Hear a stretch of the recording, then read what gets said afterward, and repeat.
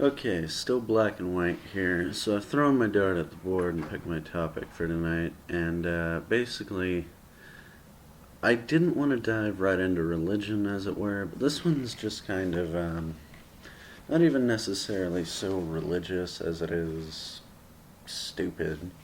And I've heard this from a number of creationists, and creationists get their own special treatment. I'm not going to begin to equate all religious people to creationists. They're a special breed. And hopefully this is pretty obvious, but basically their argument goes something like this. We live on Earth. Earth is habitable. Therefore God.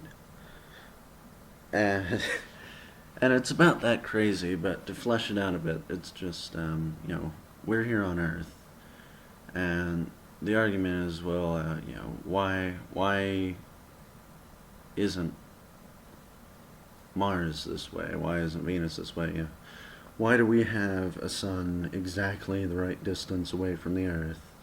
Why do we have a moon that controls our tides exactly the way they need to be? Why do we have all these perfect ecosystems?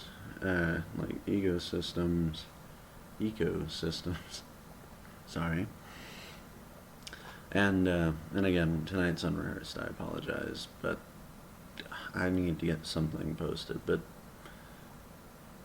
yeah, it's this argument that we live in this perfectly tuned Earth, perfectly tuned universe. And I will be far from the first person to say this, but if we lived on Mars and Mars was the right distance from the sun and had its moons all in sync, wouldn't we say the same thing about Mars? Oh, well, Mars is so perfectly spaced. Well, if we lived a galaxy over on the habitable planet there, what do we say to that planet? And I'm just baffled at the resistance to this pretty obvious, no matter where you live, you could make that argument. There's nothing special about the Earth that couldn't be true for other planets. I mean, recently NASA's been finding a few planets nearby, like within 100 light years, I believe, that could support life. I know there's already Europa, which looks like it could support life, and I mean they're pretty certain they found some water on Mars, so it's not a hopeless case. So I mean, given the billions of planets already indexed, much less all the ones we haven't found yet, it's impossible to conceive that Earth is going to be the only habitable planet, and it's pretty unlikely we're the only planet with life.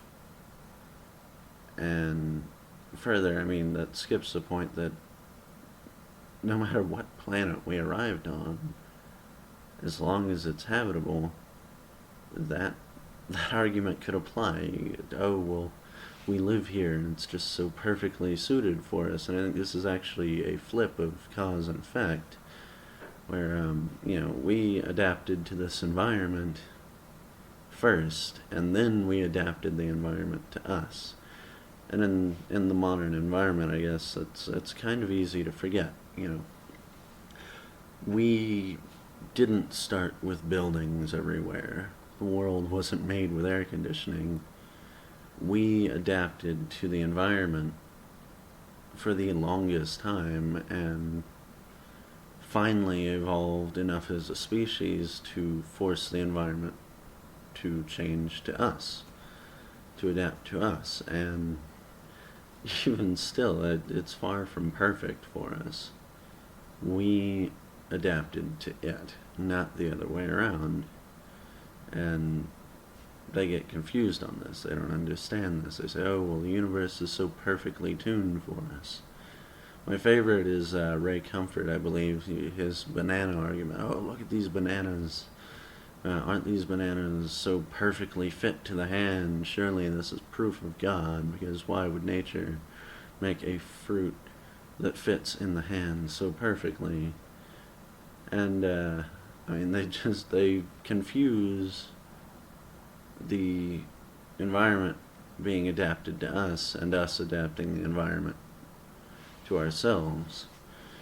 I don't think Ray Comfort knew at the time that we specifically made bananas what they are today. We bred them in very specific ways to get the perfect bananas you see now.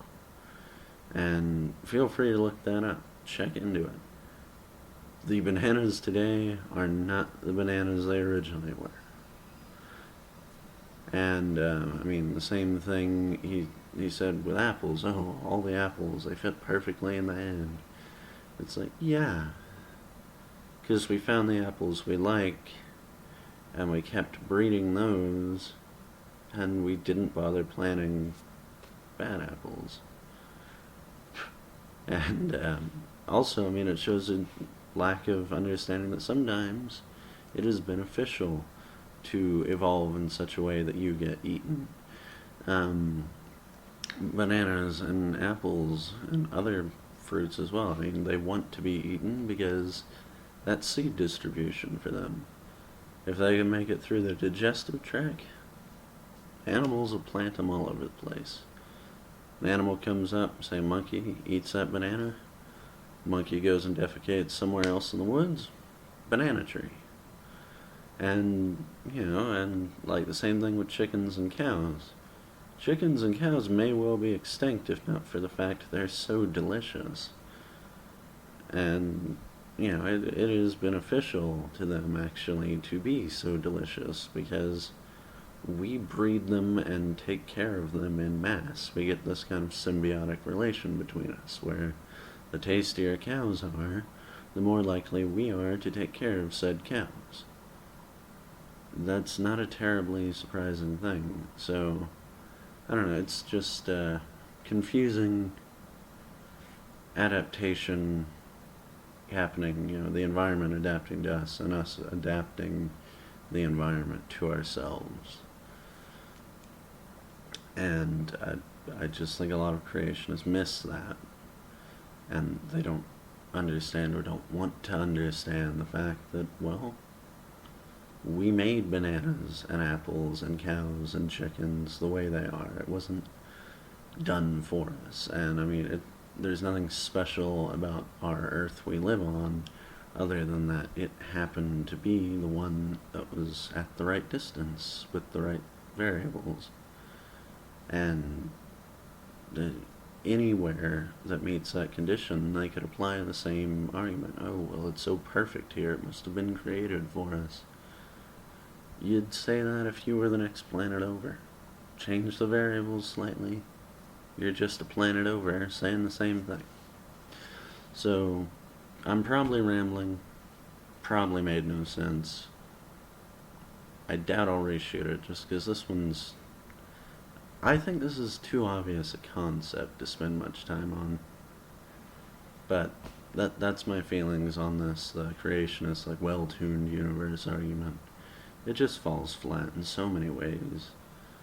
And feel free to dispute me. The comments are open. I'll be trying to respond to them, but you've got a tall order.